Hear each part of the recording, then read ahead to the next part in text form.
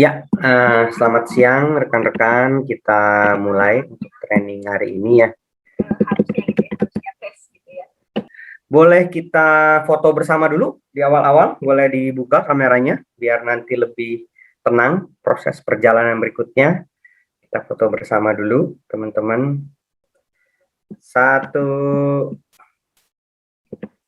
2, hanya 2 layar ya, 2 kali ya. 1, 2, 3. Ya, lalu lanjut ke layar kedua.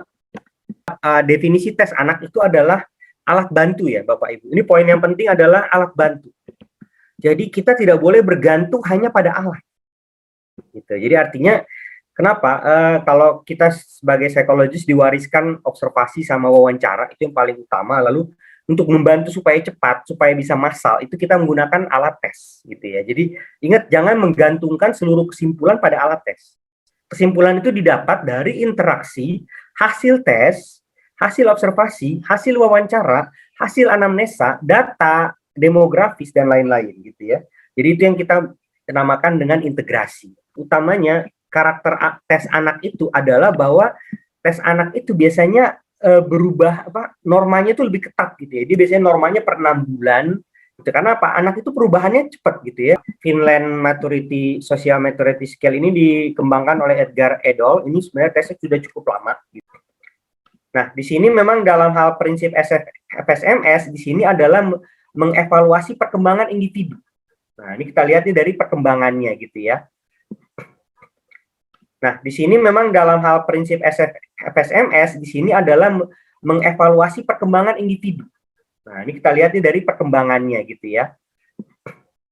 Nah, jadi perkembangan ini memang dilihat dari kegiatan ya, kegiatan. Nah, ini makanya agak lucu nih. Sebenarnya kalau FSMS ini ada softwarenya nggak? Sebenarnya FSMS itu cuma berisi indikator gitu. Jadi untuk kita ngelihat ini ya, kita lihatnya harusnya cuma indikatornya aja gitu ya. Indikator perkembangan gitu.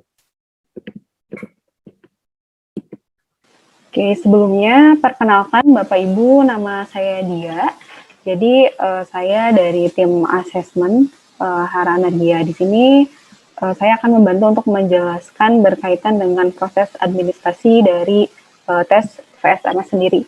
Gitu. Jadi seperti yang sudah dijelaskan juga sebelumnya, di VSMS ini memang melihat pada indikator-indikator perkembangan, gitu ya. Jadi di sini kita akan melihat 8 kategori di VSMS ini sendiri gitu. Jadi setiap itemnya di alat tes VSMS ini mengukur ke 8 kategori ini.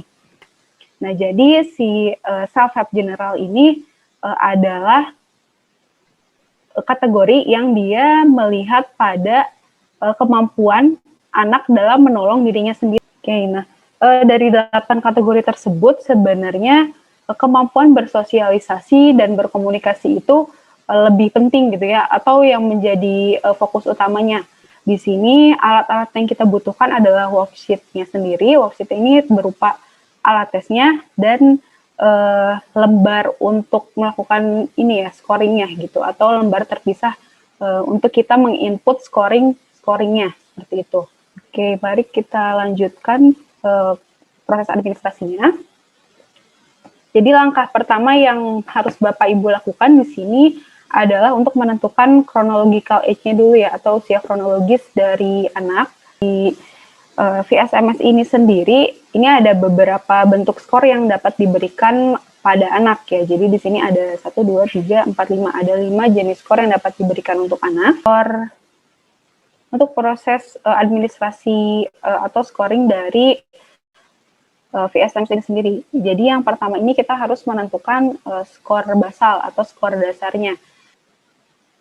Nah, biasanya untuk memudahkan proses administrasi, itu ketika kita sedang melakukan tes, itu kita langsung memberikan skornya di pinggir-pinggir itemnya gitu. Jadi agar kita juga tetap ingat gitu bahwa di item tersebut si anak dapat skor berapa atau mendapatkan skor apa gitu. Jadi boleh di-share ya Pak ya. Terima kasih. Terima kasih semuanya Bapak Ibu. Terima kasih Mbak Dia, Pak Medi. Assalamualaikum. Assalamualaikum. Sama-sama. Waalaikumsalam.